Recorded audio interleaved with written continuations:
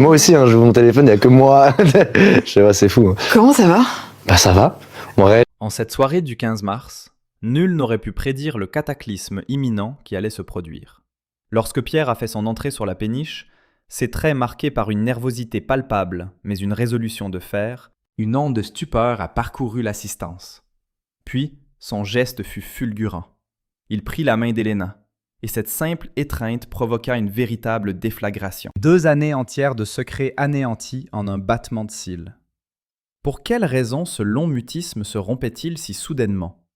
Quelle force avait pu contraindre Pierre à tout dévoiler?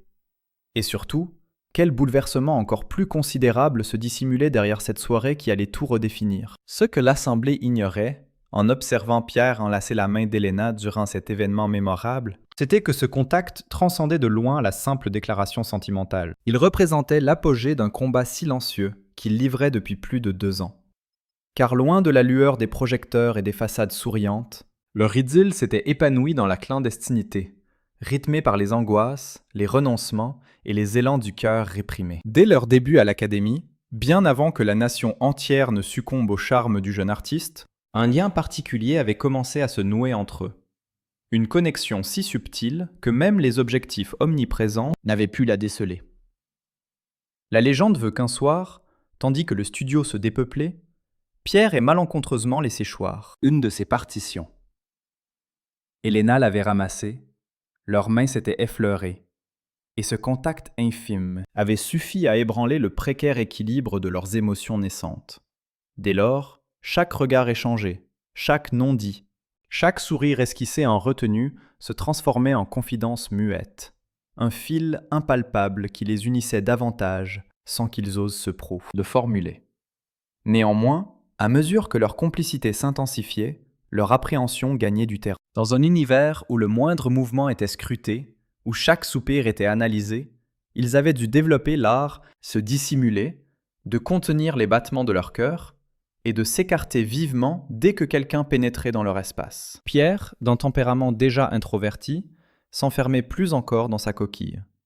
Héléna, coutumière de la réserve, en venait à redouter, jusqu'aux conjectures les plus anodines. Un jour, un reporter les avait surpris partageant un fou rire complice dans un corridor exigu. Et Pierre, pris de panique, avait reculé avec une telle brusquerie qu'Héléna en avait eu les yeux embués.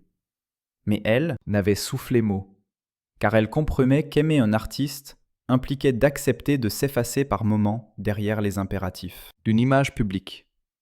Et toutefois, en dépit de cette précaution quasi obsessionnelle, leur affection ne cessait de croître dans la confidentialité des heures nocturnes. Quand les autres académiciens dormaient profondément, ils s'envoyaient des messages, laconiques, presque chiffrés, des phrases qui semblaient insignifiantes pour le reste du monde, mais qui signifiaient tout pour eux. Parfois, Pierre se réveillait au milieu de la nuit, en proie à cette étrange sensation d'étouffement, comme s'il était accablé par un fardeau devenu insupportable. Dans ces instants de détresse, il écrivait simplement à Héléna « Tu es là ?» Et elle répondait, invariablement par l'affirmative. Un seul mot qui parvenait à apaiser son tourment intérieur. En effet, Pierre ne l'avait jamais confié publiquement, mais il se battait depuis des années contre un épuisement chronique, des mots diffus et une angoisse qui lui dévorait le souffle et l'esprit. Héléna était au courant, elle l'avait observé, flancher à de multiples reprises, et c'est justement cette fragilité discrète qui l'avait attiré vers lui. Bien plus puissamment que ne l'aurait fait la musique ou les longues répétitions. Elle avait elle-même évolué dans un environnement, tempête familiale était monnaie courante, un monde où la mélodie servait autant à s'évader qu'à survivre. Et sans doute était-ce pour cette raison qu'elle avait instantanément décelé les failles invisibles qui habitaient Pierre. Alors, lui prêtait une oreille attentive, elle l'apaisait, elle le ramenait à une réalité plus clémente lorsqu'il sentait le sol se dérober sous ses pieds. Une nuit, ils s'étaient retrouvés fortuitement sur le toit glacial de l'immeuble, chacun étant venu y chercher un moment de répit solitaire, ignorant qu'ils allaient y découvrir bien davantage. Ils n'avaient prononcé aucune parole, mais au cœur de ce silence, pesant, un pacte tacite s'était noué entre leurs âmes, la promesse de ne jamais laisser l'autre affronter seul ses propres démons. Dès cet instant, chaque journée se mua en une épreuve douce amère, un constant mélange de tendresse et de souffrance. Ils se frôlaient sans jamais, se touchaient, s'adressaient la parole sans croiser leurs regards, se devinaient sans pour autant tout se livrer. L'amour véritable, celui qui prospère, en dépit des interdits, avait déjà solidement pris racine. Cependant, la pression du monde extérieur devenait toujours plus oppressante. Pierre était hanté par la crainte perpétuelle d'être démasqué. De son côté, Elena s'inquiétait pour sa trajectoire professionnelle, pour sa réputation, ainsi que pour cette facette vulnérable de sa personnalité qu'elle n'avait jamais véritablement dévoilée. Les médias sociaux, avec leur brutalité coutumière, constituaient une menace latente au moindre indice. Une simple rumeur aurait pu métamorphoser leur tendre secret en un calvaire médiatique. Et puis est survenu ce moment charnière, plusieurs mois avant la fameuse soirée du 15 mars, où un Pierre à bout de force lui avait soufflé dans un murmure « Je ne peux plus continuer à vivre dans l'ombre ». Le silence fut la réponse d'Elena, mais son regard livrait l'entièreté de ses émotions. La crainte, l'affection, et également cette force intérieure, une résilience qu'elle tirait de son propre vécu. Elle comprenait parfaitement que mettre leur histoire en lumière serait comme s'exposer volontairement à une violente tourmente. Néanmoins, elle était aussi persuadée qu'aimer, par moments, c'est choisir de ne plus seulement survivre, de commencer à véritablement exister. Ce qui advint par la suite, nul ne l'aurait anticipé. Un geste d'une bravoure immense, une décision aux conséquences définitives, une avancée vers la clarté après 24 mois passés à avancer dans la pénombre. Et c'est justement cette avancée, cet instant charnière, que le pays entier allait observer, sans toutefois saisir la véritable nature de ce qu'il avait véritablement engendré. Ce que le grand public ignorait encore, c'est que derrière cette résolution de finalement dévoiler intimité se dissimulait un combat intérieur bien plus intense, profondément enracinés dans les fêlures silencieuses de leurs parcours respectifs. Car pour saisir l'essence de ce qui liait si fortement Pierre et Elena, il est impératif de remonter le fil du temps, bien en amont de l'académie, bien avant même leur échange de regards furtifs, et de plonger jusqu'aux origines de leur vulnérabilité mutuelle. Pierre, malgré un sourire empreint de douceur et une voix rassurante, avait évolué sous le poids d'un fardeau invisible, ressentant un décalage permanent au sein même de sa Bayotte. Propre lignée, comme si une fêlure ancienne n'avait jamais été refermée. Les conflits tuent, les secrets de famille, critiques voilées, avaient forgé en lui un vide abyssal qu'il s'évertuait à remplir grâce à la musique, le seul langage qui ne pouvait le décevoir. Elena, quant à elle, avait été élevée au cœur d'un climat familial changeant, partagé entre des rêves déçus, et une ambition trop grande pour un logement si modeste. La mélodie fut sa véritable échappatoire, son moyen pour assourdir les éclats de voix et pour faire face aux tourments. Cette jeunesse, façonnée par le manque d'écoute et les privations, l'avait endurcie, tout en la rendant extraordinairement perméable à la souffrance d'autrui. Et au moment où leurs deux mondes sont entrés en collision, il ne s'agissait pas uniquement d'une simple étincelle artistique, mais bien davantage de la reconnaissance mutuelle et involontaire de deux cœurs meurtris, qui se complétaient à la perfection, comme les pièces éparses d'un même puzzle. Semaine après semaine, Elena avait développé la capacité de déchiffrer dans les moments de mutisme de Pierre ce que nul autre ne parvenait à percevoir. Quand son sourire vacillait imperceptiblement, elle devinait tout. Quand ses yeux se perdaient dans le lointain quelques instants de trop, elle comprenait immédiatement. De son côté, lui aussi, avait découvert en elle une tendresse dénuée de tout jugement, une aura apaisante qui avait le pouvoir de calmer ses propres orages intérieurs. Toutefois, cette connexion intense, presque viscérale, les terrifiait tout autant qu'elle les fascinait. Ils étaient parfaitement conscients que leur environnement professionnel n'était pas préparé à recevoir une idylle aussi délicate. Chaque geste de proximité devait être dissimulé, chaque impulsion devait être contrôlée, chaque parole soigneusement mesurée. Ils évoluaient au sein d'un ballet calculé de précaution, où le moindre écart pouvait provoquer un tollé. Néanmoins, en dépit de tous leurs efforts, certaines failles dans leur façade devenaient impossibles à masquer. Un soir, Pierre s'était effondré à la suite d'une séance de travail particulièrement harassante. Terrassé par l'épuisement, il s'était laissé choir dans un angle de la pièce, le regard absent et la respiration haletante. Personne autour de lui n'avait semblé le remarquer, à l'exception d'Elena. Elle s'était avancée vers lui avec une lenteur infinie, comme si elle redoutait de le fragmenter davantage. Sans prononcer une parole, elle posa une main sur son avant-bras. À peine 2 mots s'échappèrent de ses lèvres. « Ça ira ». C'était à la fois simple et tout. Pourtant, pour Pierre, cette simple phrase eut l'impact d'un véritable tournant. Elle venait de réveiller en lui une émotion qu'il n'avait encore jamais expérimentée. La certitude d'être enfin compris, sans avoir à ériger la moindre défense. À compter de cet instant précis, il ne se sentit plus jamais complètement seul, même lorsqu'il simulait une parfaite indifférence. Et paradoxalement, plus leur attachement se consolidait, plus l'éventualité de le rendre public leur paraissait inenvisageable. Pierre appréhendait de rendre Elena vulnérable, elle dont la carrière professionnelle ne faisait que débuter. De son côté, Elena redoutait que les plateformes sociales se retournent violemment contre eux.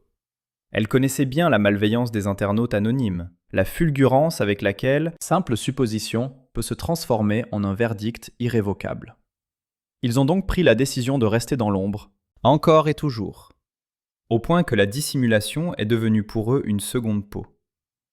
Cependant, l'élément que personne n'avait vu se profiler, c'était la métamorphose discrète mais bien effective de Pierre. À force de vivre cet amour dans la clandestinité, il avait insidieusement commencé à suffoquer. Son épuisement s'intensifiait, l'angoisse le minait de plus en plus, et même la création musicale, son sanctuaire habituel, finissait par lui peser. Elena constatait que son regard se ternissait, que ses mains étaient parcourues de tremblements, que ses phrases restaient en suspens. Elle avait l'intime conviction qu'un changement était devenu impératif.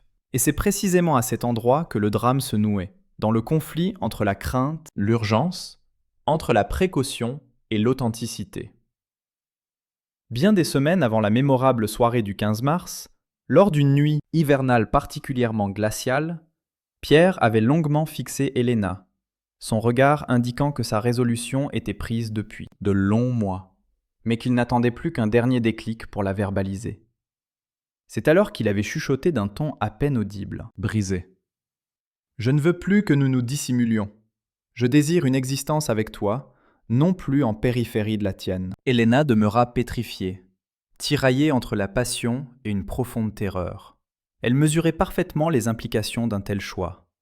Elle réalisait qu'aucun retour en arrière ne serait envisageable. Elle comprenait qu'en officialisant leur idylle, il s'exposait à la clarté, mais également à de violentes tempêtes. Pourtant, loin de se dérober, sa réponse fut d'une simplicité désarmante. « Alors, nous avancerons côte à côte. » Et ce fut cette parole, cette promesse issue d'une audace à peine chuchotée, qui allait les conduire vers la monde. Soirée où leur destin allait irrémédiablement chavirer.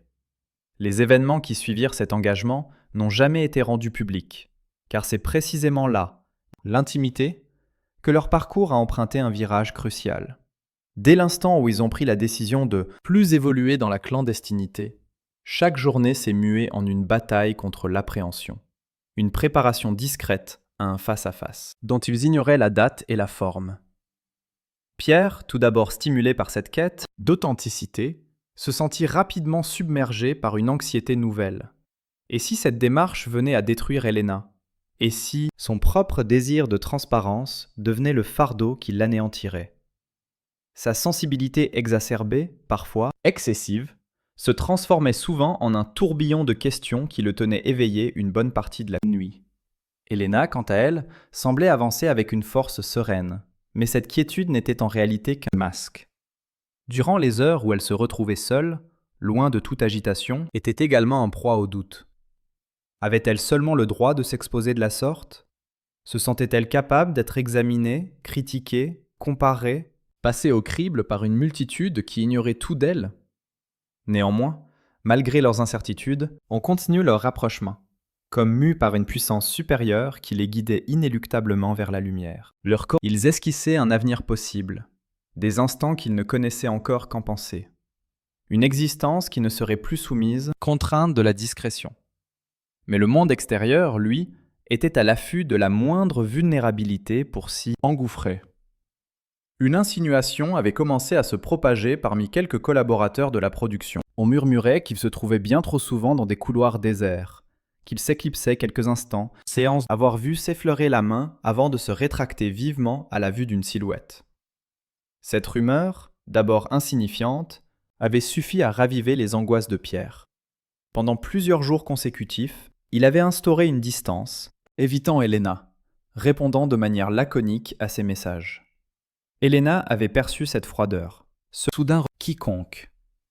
Elle savait que chaque avancée vers elle pouvait être perçue comme une menace pour tout ce qu'il avait bâti. Et pourtant, c'est justement durant cette phase de fragilité que s'est produit un événement qui allait cimenter. À jamais message d'Elena tard dans la nuit. « Tu es encore debout ?» Il a simplement répondu « Oui ». Quelques secondes plus tard, elle écrivit « J'ai besoin de prendre l'air ». Pierre, gagné par l'inquiétude, a enfilé une veste et le cierme est sorti sur le champ.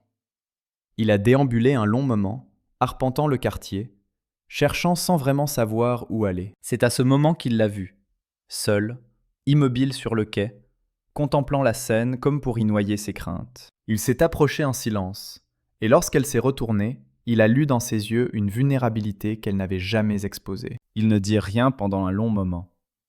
Puis elle a murmuré. « J'ai peur de perdre ce qui ne m'appartient même pas encore. » Ces quelques mots d'une grande simplicité ont bouleversé Pierre. Il a alors compris que son propre silence, atermoiement et ses retraits la blessaient bien plus qu'elle ne voulait l'admettre. Il posa avec une grande douceur sa main sur son bras, de la même manière qu'elle l'avait fait pour lui des mois plus tôt. « Je suis là », a-t-il répondu. 3 mots qui, pour la première fois, ne résonnaient pas comme une promesse timide, mais bien comme une vérité affirmée. À compter de cette nuit-là, leur relation s'est profondément métamorphosée. Ils ne se cachaient plus rien l'un à l'autre, se mirent à planifier, à rêver, à visualiser le moment où ils pourraient enfin exister sans se retourner continuellement pour s'assurer que personne ne les observait. Mais en dépit de cette confiance renouvelée, le péril rôdait toujours. Il se trouve que la plus infime erreur de jugement pouvait attirer l'attention des médias. Il y eut une journée particulièrement tendue, où un paparazzi a suivi Pierre par le plus grand des hasards dans une ruelle étroite. Lorsque Pierre fit volte-face, quand il avisa Elena à quelque distance, son premier réflexe fut de s'éclipser. Il pressa le pas, mais dans sa précipitation, son pied dérapa, et il faillit perdre l'équilibre. Le cœur tambourinant, Elena le rattrapa, les forçant à simuler une conversation banale sur la musique. Le paparazzi finit par les perdre de vue, mais cette chaude alerte leur avait brutalement rappelé que le sablier de leur clandestinité s'écoulait. C'est dans ce climat qu'un projet audacieux commença à germer. Elena prévoyait de célébrer la sortie de son nouvel album le 15 mars au cours d'un événement exclusif sur une péniche, ancrée non loin du pont Alexandre Ier. Initialement, Pierre avait exclu de s'y présenter. C'était trop exposé, trop imprudent, bien, trop périlleux. Cependant, à mesure que l'échéance se rapprochait, l'envie de s'afficher, de se tenir fièrement à ses côtés et de briser cette existence clandestine s'imposa à lui comme une évidence. Un soir, sans plus de délibération, il lui envoya ce message. « Je serai là ». La réponse d'Elena se fit attendre. Quand elle arriva, elle fut d'une simplicité désarmante. Alors, c'est là que tout débutera. Ils étaient loin d'imaginer à quel point ces mots se révéleraient prémonitoires. Ce qu'ils ignoraient par-dessus tout, cette soirée sur la scène ne marquerait pas uniquement la révélation de leur amour, mais un basculement irréversible. Ce que ni Pierre ni Elena n'avaient pu anticiper, c'était la véritable déflagration qui succéderait à cette nuit du 15 mars. Comme si leur simple présence conjointe avait fait sauter une digue trop longtemps sous tension. Dès le matin suivant, les articles se propageaient à une allure vertigineuse. Si certains louaient l'audace du jeune musicien, d'autres laissaient entendre qu'il s'agissait d'une manœuvre médiatique parfaitement orchestrée. Pierre, qui s'attendait avec une certaine candeur à un accueil mêlant surprise et sympathie, fit ce jour-là l'amère découverte de la violence des projecteurs. Le moindre de ses gestes, le plus fugace de ses sourires, jusqu'au battement de ses cils, était désormais sujet à une interprétation infinie. Sur Internet, on passait les vidéos au crible, on disséquait les photographies, on analysait leurs regards comme pour y déceler une vérité dissimulée. Elena, quant à elle, fut heurtée de plein fouet par un ouragan qu'elle n'aurait jamais pu concevoir. Elle avait consacré sa vie entière à être reconnue pour sa musique, son authenticité et son intégrité. Et soudainement, En l'espace d'une soirée, elle devenait la proie de milliers de jugements anonymes. D'aucuns la qualifiaient d'arriviste, d'autres l'accusaient de vouloir exploiter la célébrité de Pierre, et les plus virulents s'attaquaient à son talent, sa crédibilité et même son physique. Pierre fut absolument anéanti en découvrant l'ampleur des dégâts. Il se sentit entièrement responsable, se jugeant coupable d'avoir exposé la femme qu'il aimait à une haine aussi prompte. Il avait toujours souhaité la préserver de ses propres angoisses, de ses maux, et voilà qu'elle se trouvait contrainte d'endurer des assauts qu'elle n'avait en rien provoqués. À plusieurs reprises, il fut sur le point d'intervenir dans les médias, de rétorquer, de la défendre, de clamer leur vérité. Mais ce fut Helena qui le retint. « Si tu réagis maintenant, tu ne feras que confirmer leurs soupçons, » lui expliqua-t-elle.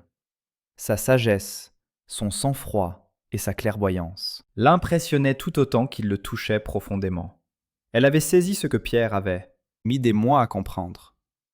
On ne se bat pas contre l'opinion publique avec des arguments. C'est une bourrasque que l'on doit laisser passer en restant immobile. Néanmoins, au-delà de cet orage médiatique, une tourmente bien plus intime menaçait de tout emporter. Car si Pierre affichait un visage solide en entrevue, un air détendu sur les plateaux et une assurance devant l'objectif, les coulisses racontaient une toute autre histoire. Le poids accumulé, l'angoisse de décevoir et le remords avaient recommencé à le miner de l'intérieur. Ses douleurs chroniques refirent surface à une vigueur accrue. Ses nuits s'emplirent d'agitation et un épuisement profond s'empara de son corps, telle une ombre tenace. Helena le sentait lentement sombrer. Elle identifiait ce regard absent, frémissement imperceptible de ses doigts, cette respiration qui s'accélérait lorsqu'il luttait pour calmer le flot de ses pensées. Un soir, au terme d'une journée particulièrement éprouvante, il se présenta chez elle le sourire forcé, s'efforçant une fois de plus de masquer sa détresse. Mais Helena n'était plus dupe, s'avança vers lui, posa délicatement une main sur sa joue et lui souffla. « Pas avec moi. Avec moi, tu n'as pas à faire semblant. » À l'écoute de ces mots, Pierre se brisa, non pas physiquement, mais à l'intérieur.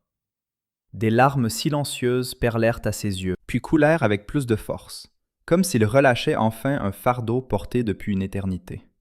Helena l'enlaça, et ils demeurèrent ainsi un long moment, sans un mot, sans un geste, juste deux âmes cherchant mutuellement à se penser.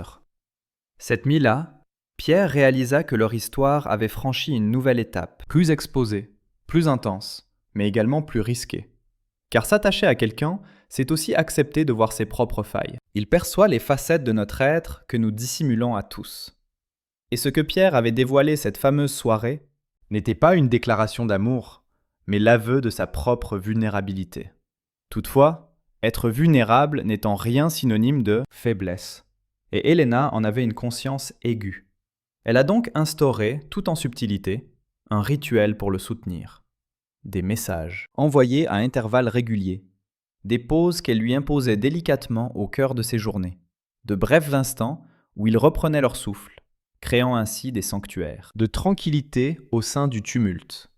Il arrivait qu'elle le contacte simplement pour écouter le son de sa voix, cherchant à déceler s'il se portait véritablement bien. À d'autres occasions, elle se satisfaisait de partager un court instant de silence avec lui avant une de ses performances, uniquement pour qu'il puisse sentir son soutien indéfectible. Cependant, à mesure que leur connexion s'intensifiait, les entraves externes commençaient à proliférer. Les admirateurs les plus exclusifs se mirent à manifester sans détour hostilité. Quelques-uns lui firent parvenir des messages alarmants, tandis que d'autres brandissaient la menace de saboter les futurs projets de Pierre si son histoire personnelle devenait trop prégnante. Son équipe de management commençait également à s'alarmer. Idylle excessivement médiatisée risquait de monopoliser l'attention, de susciter des controverses et même de compromettre des engagements professionnels. Et bien que Pierre s'efforçât de conserver son sang-froid, il percevait l'étau se refermer inexorablement sur lui. De son côté, Helena faisait preuve d'une force d'âme quasi troublante. Cependant, lorsqu'elle se retrouvait seule, dure réalité reprenait ses droits. L'angoisse la gagnait. La crainte de perdre Pierre, la terreur de le voir céder sous le poids de la pression, et l'appréhension que leur relation, si chère à son cœur, ne se transforme en un poids écrasant pour lui. Un soir, alors qu'elle le contemplait endormi près d'elle, prise de conscience effroyable s'imposa à elle. Aimer une âme sensible. Cela signifie admettre que le monde extérieur a le pouvoir de la mettre en pièces. Pourtant, en dépit de tout, elle prit la décision de demeurer à ses côtés, convaincue que son départ lui infligerait une souffrance plus profonde encore que cette surexposition médiatique. Elle avait l'intime conviction que Pierre n'attendait pas un amour idyllique, mais plutôt un amour tangible et constant, et elle était résolue à en assumer toutes les conséquences. Ce que le couple ne soupçonnait pas, cependant, la plus grande secousse de leur parcours commun, restait à venir. Car en coulisses, loin des projecteurs, des manchettes et des pas-figures façades, une révélation surprenante était sur le point de faire surface. Une révélation destinée à remodeler non seulement leur propre relation, mais également l'image que le grand public s'était forgée d'eux. Les événements qui suivirent allèrent bien au-delà de tout ce qu'ils auraient pu anticiper, car l'officialisation de leur idylle n'était en réalité que le prélude d'une tourmente bien plus considérable. Au fil des semaines qui s'écoulèrent, une dynamique singulière se mit en place autour du couple.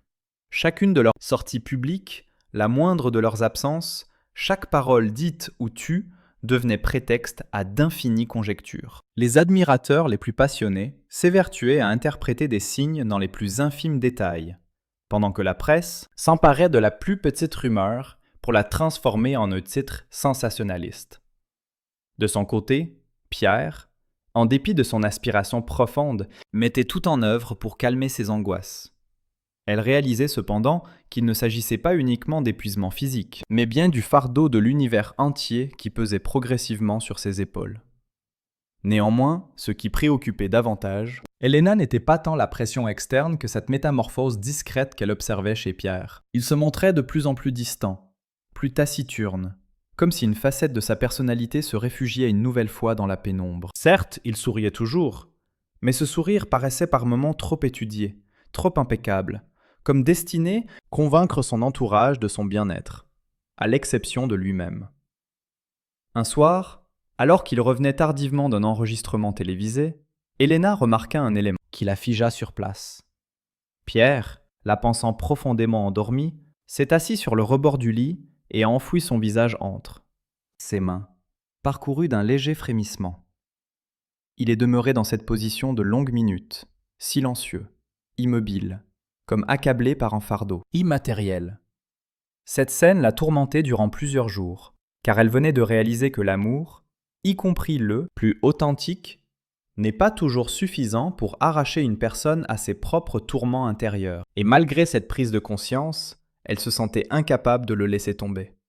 Elle percevait toujours en lui cette même lueur qu'au tout début de leur rencontre, mais également une demande de secours silencieuse qu'il n'osait formuler. De son côté, Pierre faisait tout son possible pour ne rien laisser douloureux. À compter de ce moment, leur quotidien se chargea d'une complexité nouvelle et pesante. Pierre fut assailli par le doute, non pas à l'égard d'Elena, mais envers lui-même. Possédait-il la force nécessaire pour supporter cette double pression? Était-il seulement capable d'aimer sans finir par s'effondrer? Était-il en train d'emporter Elena, une spirale infernale qu'elle ne méritait absolument pas? Elena, quant à elle, se débattait avec ses propres angoisses. La peur de le perdre, l'angoisse de ne pas se sentir à la hauteur, la terreur de voir leur histoire se muer en un véritable champ de bataille entre son cœur et le reste du monde. Malgré tout, ils s'accrochaient, continuant d'avancer main dans la pénombre, se chuchotant des serments qu'ils espéraient, de toute leur force pouvoir honorer. Mais une sensation inédite s'installait, de manière presque insidieuse. La crainte que leur amour, né d'une connexion d'une force rare, puisse également se transformer en leur plus grande faiblesse. Et ce n'était là que le prélude, car une révélation bien plus stupéfiante encore s'apprêtait à faire surface. Une vérité capable de faire voler en éclats tout ce qu'ils pensaient être solide. Si leur histoire a trouvé un écho en vous, alors accordez à Pierre et Elena un fragment de votre bienveillance. Derrière leur éclat se déroulent des luttes, silencieuses que personne ne perçoit. Offrez-leur votre soutien. Envoyez-leur de l'amour en commentaire. Aimez cette vidéo et partagez-la afin que leur vérité puisse être entendue. Abonnez-vous pour découvrir la suite de leur parcours, si fragile, mais si profondément humain.